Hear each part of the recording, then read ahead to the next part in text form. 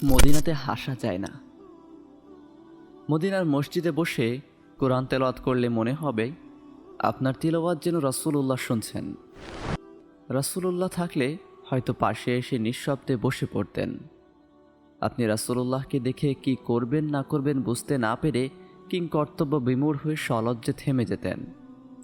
রাসূলুল্লাহ মুচকি হেসে আপনার নাম ধরে বলতেন, তুমি পড়ো, আমি শুনব। আপনি কি তখন পড়তে পারতেন নাকি কেঁদে ফেলতেন? সাল্লাল্লাহু আলাইহি ওয়াসাল্লাম। বাবে বাকির সামনে দাঁড়িয়েছিলাম। রাসূলুল্লাহকে সালাম দিয়ে বের হওয়া মানুষগুলোকে দেখলাম। প্রায় সবাই কাঁদছিলেন, নীরব, ভাবগম্ভীর, চোখগুলো পানিতে টলটল। কেউ শব্দ চেপে অঝরে কাঁদছেন, কেউ অনবরত চোখ মুছছেন। বের হয়ে আবারও রওজা শরীফের গেটের দিকে তাকিয়ে দাঁড়িয়ে থাকেন। ভিড় কমাতে পুলিশেরা সরিয়ে দেন। দু চার কদম সরে গিয়ে আবারও সবুজ গম্বুজের দিকে তাকিয়ে থাকেন। আবার বারবার দৃষ্টি ভারী হয়ে আসে। আবার মোছেন, বারবার মোছেন। এক অপূর্ব সুন্দর অনুভূতি। পৃথিবীতে কান্নার অনুভূতি সবচেয়ে সুন্দর। গভীর রাতে রবের সাথে দোয়ায়, নবীর প্রেমে, নামাজে, গুনাহের কথা ভাবতে ভাবতে কান্না। আহা শান্তি! গুনাহ ভরা হৃদয়ের এক পশলা প্রশান্তি। ভালো লাগে, খুব ভালো লাগে। একবার শুরু হলে যতই কান্না করা যায় ততই যেন ভালো লাগে। মনে হয় এই কান্না যদি শেষ না হতো, সবুজ গম্বুজ দেখে, রাসূলুল্লাহর রওজা দেখে। আই রিপিট, মদিনার মসজিদে বসে কোরআন তিলাওয়াত করলে মনে হবে আপনার তিলাওয়াত যেন রাসূল শুনছেন। ভাবতে পারেন, রাসূলুল্লাহ থাকলে হয়তো পাশে এসে বসে পড়তেন আপনার তিলাওয়াত শুনতে। আপনি রাসূলকে দেখে লজ্জা ভরে থেমে যেতেন। রাসূলুল্লাহ আপনার নাম ধরে বলতেন, পড়ো, আমি শুনব। মসজিদে নববীতে সিজদা দিতে গিয়ে আপনার মনে হবে এই জায়গাটাতে হয়তো আমার রাসূল সিজদা দিয়েছেন। আপনি তখন অভূতপূর্ব প্রেমে ব্যাকুল হয়ে সিজদা থেকে উঠতে যেন ভুলে যাবেন। কান্না আসবে, দেখবেন চোখের পানি জমিনে টপ করে পড়ে গেছে।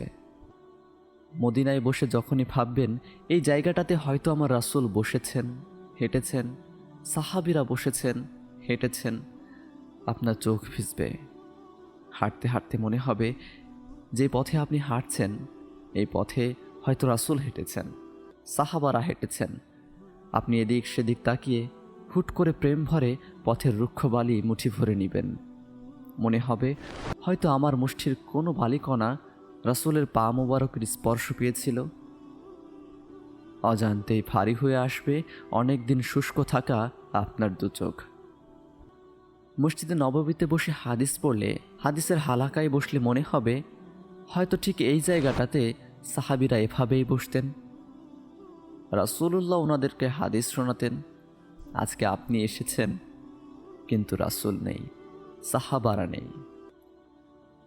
তখন কেঁদে কেঁদে ঠিক আল্লাহকে বলবেন, আমি মদিনায় এসেছি কিন্তু ওনাদের মিস করছি, আমাকে জান্নাতে ওনাদের সাথে মিলিয়ে দিন। আল্লাহ পাক কবুল করবেন ইনশাআল্লাহ। মদিনায় এসে প্রচুর মানুষকে কাঁদতে দেখেছি কিন্তু হাসতে দেখিনি খুব। তাই আমার মনে হয় মদিনাতে হাসা যায় না। যে আল্লাহকে একমাত্র রব এবং মুহাম্মদকে তার রাসূল হিসেবে সাক্ষ্য দেয়, সে যতই গুনাহগার হোক, কঠিন হৃদয়ের হোক, মসজিদে নববীতে আসলে কাঁদবে সে। না চাইলেও তার চোখগুলো মানবে না। বছর খানেক আগে লিও মেসি একটা টিস্যুতে অশ্রু মুছেছিল। সেই অশ্রু ভেজা টিস্যুর দাম হাঁকা হয়েছিল 8 কোটি টাকা। আমি জানি না নবী প্রেমে ঝরে পড়া এই অশ্রুর দাম রব্বে কারিমের কাছে কত বেশি হতে পারে। রাসূলের হাত থেকে কাউসার, রাসূলের শাফায়াত, রাসূলের সাথে জান্নাত। সাল্লাল্লাহু আলাইহি ওয়াসাল্লাম রাদিয়াল্লাহু তাআলা আনহু। মাহফিল অ্যাপ বাংলাদেশে এই প্রথম ইসলামিক ভিডিও স্ট্রিমিং অ্যাপ। আসমানের আয়োজন, দুনিয়ার আবেশে আসমানের আয়োজনে।